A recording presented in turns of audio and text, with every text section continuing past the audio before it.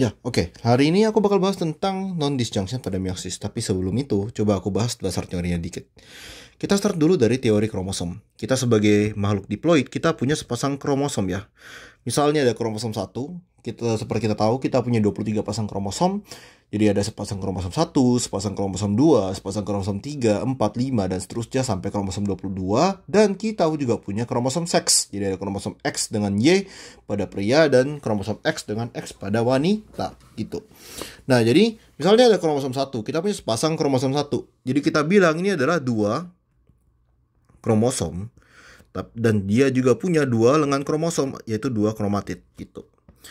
Kemudian, jadi kebanyakan sel di tubuh kita itu dalam kondisi kayak gini ya. Setelah terjadi replikasi DNA,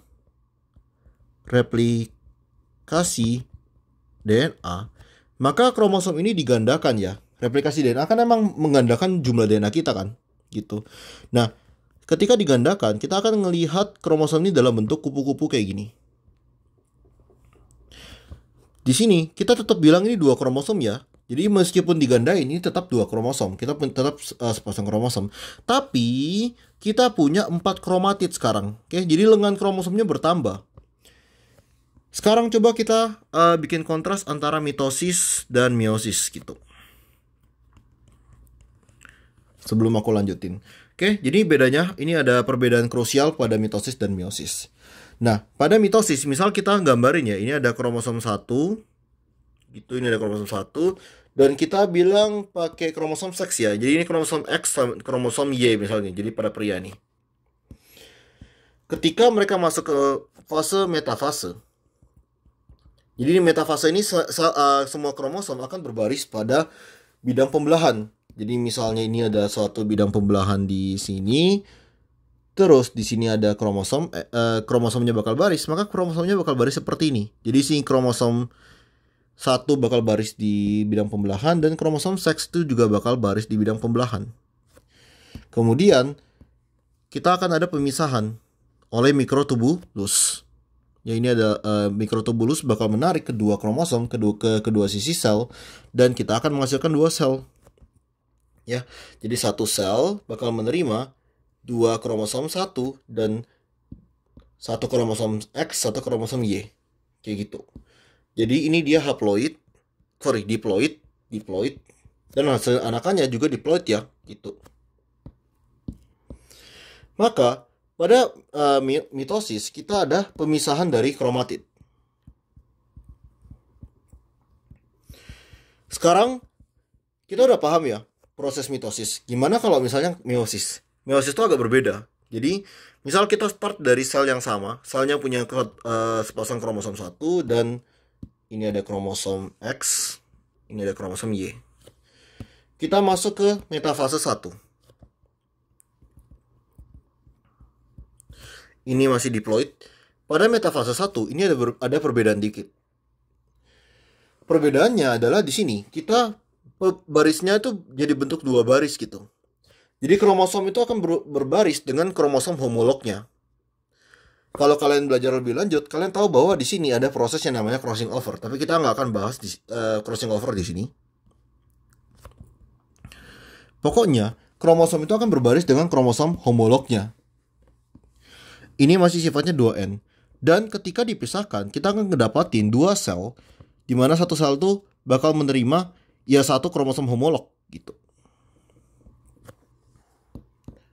Dan ini jadi satu sel dapat kromosom 1 dan kromosom X, satu sel dapat kromosom 1 dan kromosom Y. Di sini sifatnya ini udah haploid ya. Maka di sini kita ada pemisahan apa? Kita ada pemisahan kromosom homolog, bukan pemisahan kromatid ya. Ini perbedaan utama dari meiosis 1 dan mitosis. Tapi ketika kita udah masuk ke mitosis kedua, jadi mitosis kedua ini udah sama aja dengan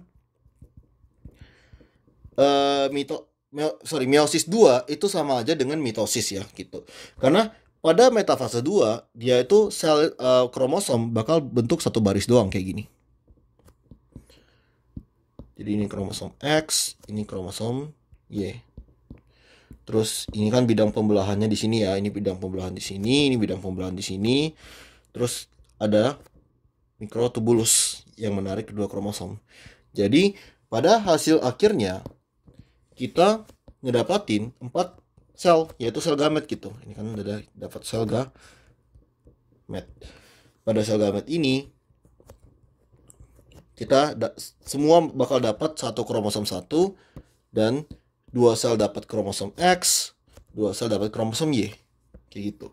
Maka meiosis 2 itu adalah pemisahan kromatid. Mirip dengan apa? Mirip dengan si mitosis, kayak gitu ya. Maka kalau aku gambarin di sini, kurang lebih ketika kita melewati meiosis 1, maka kita tinggal satu aja kromosomnya tinggal satu, nggak lagi sepasang. Jadi ini cuma ada satu kromosom, tapi ingat kita masih punya 2 kromatid.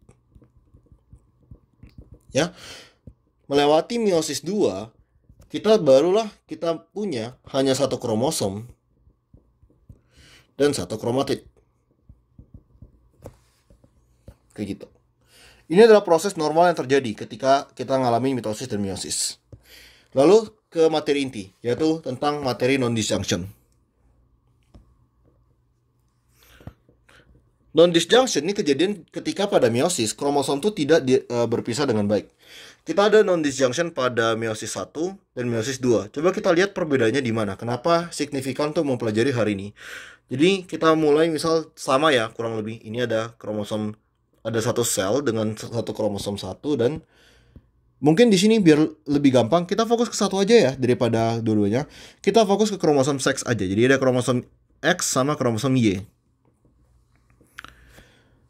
Sekali lagi sama ya, dia itu ngalamin pemisahan, tapi pada meiosis 1 dia itu kan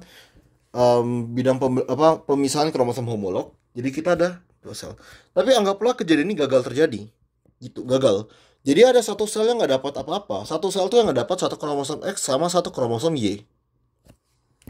Nah, terus metafase 2 gimana dong? Ini meiosis 1 ya. Metafase 2 gimana? Nah, ketika terjadi metafase 2, maka akan ada barisan yang isinya kromosom X sama kromosom Y. Gitu. Sedangkan di sel lainnya, metafase 2-nya nggak ada kromosom X sama Y-nya. Tapi kromosom lain anggap masih ada ya, kromosom lain masih ada. Gitu. Maka kita akan ngedapatin hasil dari metafase 2 sebagai hasil dari meiosis 2 sebagai berikut. Jadi ada 2 sel yang mendapatkan kromosom X dan Y gitu. Kenapa X dengan Y? Bisa nggak kalau kita ngedapatin X dengan X di sini? Nggak bisa ya, karena kalau kita lihat di sini, ini kan bidang pembelahannya ada di tengah sini. Maka setengah dari sel itu dapat kromosom X sama kromosom Y, setengah dari sel dapat kromosom X dengan Y gitu. Oke, jadi pada proses ini non-disjunction pada meiosis 1, kita akan ngedapatin gamet yang kromosomnya XY sama XY. Ketika misal salah satu dari sini dia melakukan fertilisasi dengan sel telur, jadi ini ada sel telur, di mana sel telurnya normal ya, sel telur pasti nggak bawa kromosom X doang. Maka kita ngedapatin zigot yang punya kromosom XXY, kayak gitu. Lanjut, misalnya kita ada non-disjunction pada meiosis 2, gimana dong? Misal nih pada meiosis 2 ya. Jadi ini kurang lebih kita start dari posisi yang sama. Sel ini punya kromosom X sama kromosom Y. Sekali lagi aku gambar bidang pembelahannya di sini. Terus ini ada asal mulanya ya. Jadi ini mikrotubulus. Tapi kali ini sekarang meiosis 1 berjalan dengan lancar. Maka di sini kita ada 2 sel. Selnya ini punya satu sel punya kromosom X, satu sel punya kromosom Y. Tapi sekarang kita ada proses non-disjunction pada meiosis 2. Jadi ini bidang pembelahannya di sini ya. Gitu kan. Sama juga ini di sini. Tapi sebutlah kedua sel ini ngalamin non-disjunction.